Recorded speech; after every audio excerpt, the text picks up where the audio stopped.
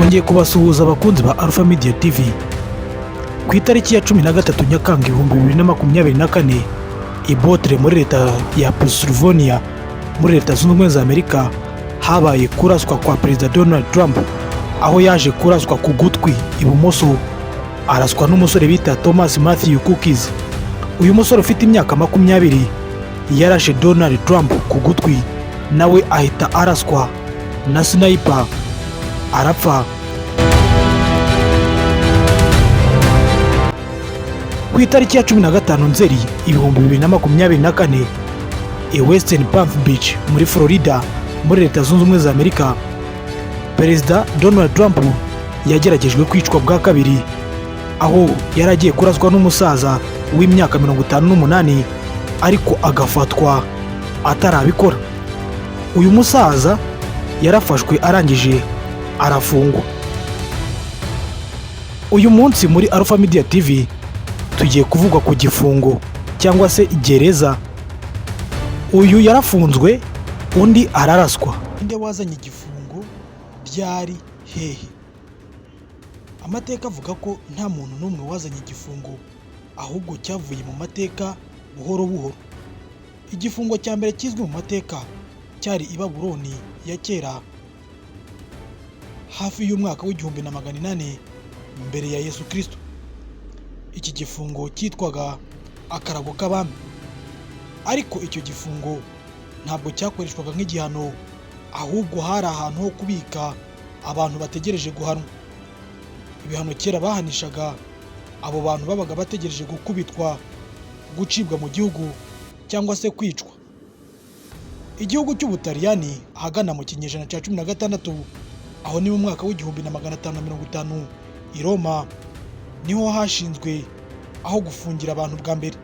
Igihugu cy'Ubutaliyani niho hatangiwe gufunga abantu bwa mbere, aho bavuze bati reka dufunge umuntu imyaka myinshi kugira ngo yisubireho.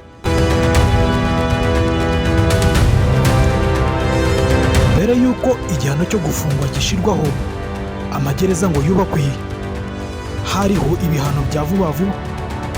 Ibyo bihano byahitaga bishyirwa mu bikorwa muri ako kanya umuntu akimara kubihabwa. Bimwe mu bihano byahabwaga harimo nko kwihorera ijisho ku jisho. Amateka yo muri Hammurabi muri Babuloni y'1750 mbere yuko Kristo aza mu isi, mu mateka ya Musa avuga yuko uwakubise umuntu urushi nawe yagombaga gukubitwa urundi, uwishe nawe yagombaga kwicwa. Abantu bahabwaga ibihano byo ku mubiri by'ako kanya harimo gukubitisha ibiboko, harimo nko guhabwa gukubitwa ibiboko 40.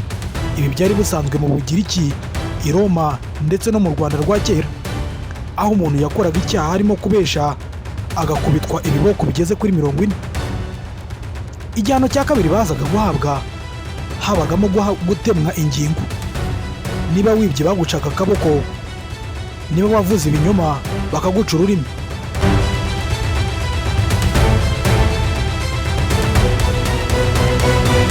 Ikindi gihano bahabwaga harimo gushyirwa ahagaragara.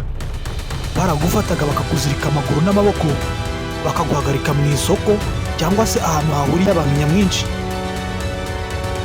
Ikindi igihano batangaga harimo gucira hanze cyangwa se kukwirukana. Niba wakoze icyaha gikomeye, umuryango cyangwa se umudugudu waricaraga bakagufatira igihano cyo kukwirukana mu mudugudu wabo, cyangwa bakareba uko baguca muri ako gace. Igihano cya nyuma batangaga gikomeye harimo kwica. Ibihano byo kwica byinshi cyane byahabwaga abantu nabo bisha abandi bagenzi babo. Igihe wabaga wishe mugenzi wawe, nawe baragufataga bakagushyira ku karubanda ubundi bakakwica. Ikindi gihano bazaga gutanga, batangaga gukoresha imirimo y'inyungu rusange. Nk'aho mu Rwanda rwa kera, niba wakoze icyaha gikomeye wajyaga gukora imihanda, gusukura cyangwa se guhinga umwami. Ibi byose biri mu bihano byatangwaga mu gihe amagereza atari yakabonetse.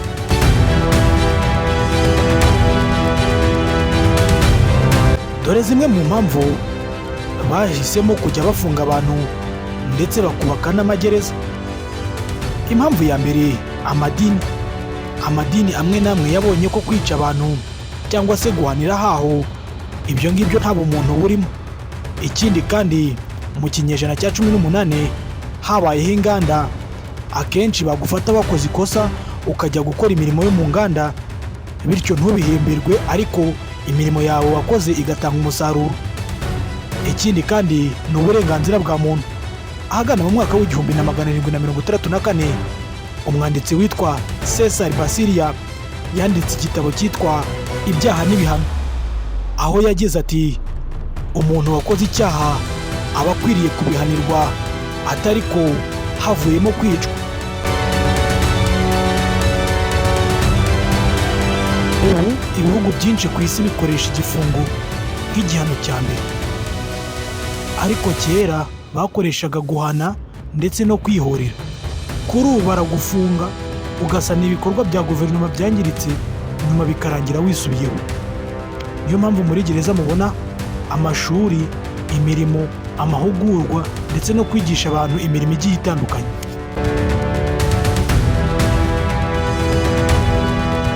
Nubwo gereza zashyizweho kugira ngo abantu bisubireho ndetse basubire muri sosiyete bafite umutima ukeye, hari gereza 5 zikomeye cyane ku isi kuruta izindi. Impamvu izi gereza zikomeye ni uko zifite umutekano uhambaye, kamera ndetse n'ibikuta by'amashanyarazi. Ku mwanya wa mbere hari gereza ya ADX Florence, iyiherereye muri leta ya Colorado muri Leta Zunze Ubumwe za Amerika.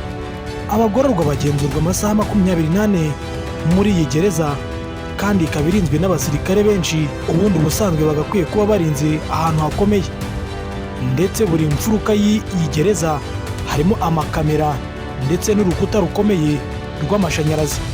Ku mwanya wa kabiri hari gereza iri mu Bwongereza yitwa Guantanamo. Iyi gereza ya Guantanamo yagenewe gufunga abantu bakoze iterabwoba mu bihugu bigiye bitandukanye, aho iyi gereza iba irinzwe n'imbwa za gisirikare, drone zigenzura buri hantu, ndetse buri hantu hose hari kamera ku buryo nta hantu umuntu yahungira. Gereza ya gatatu yitwa Black Dotem Prison, iyiherereye mu gihugu cy'Uburusiya. Iyi gereza imfungwa zifungirwamo ziba zarakatiwe burundu, aho mu byumba nta matera zirimo, abagororwa baryama hasi. Izi gereza ubusanzwe zikaba ziba zifungiyemo abantu bakoze ibyaha bikomeye, harimo ubwicanyi ndengakamere, kwiturikirizaho ibisasu. Gereza ya kane yitwa Scott El Salvador. Iyi ni gereza yubatswe mu mwaka w'2023 kugira ngo ifungirwemo abagizi ba nabi. Abantu bafungiye muri iyi gereza yo muri El Salvador harimo abantu barenga 600 bafunze, bakaba batemerewe gusurwa, nta telefone bemewe kwitaba, nta buriri baryamaho, baryama hasi. Ikigeretse kuri icyo ni uko iyi gereza ifite urukuta rwa metero 11 uturutse ku butaka. Indi kandi iyi gereza ni uko ariyo gereza nini kurusha izindi ku isi, aho ifite abagororwa basaga 40,000. Ku mwanya wa gatanu turahasanga gereza yo mu Bufaransa bita La Santé Prison. Iyi La Santé Prison ni gereza yo mu gihugu cy'Ubufaransa. Iyi gereza nayo ikaba imwe mu zikomeye cyane hano ku isi, ifungirwamo abagororwa bakomeye ba politike n'abaruzwa, aho ifite ibice 4 bitandukanye, kamera ndetse n'abashinzwe umutekano badasinzira. Iyi ni Alpha Media TV, kora subscribe tujye tukugezaho ibintu by'ubwenge bya buri munsi.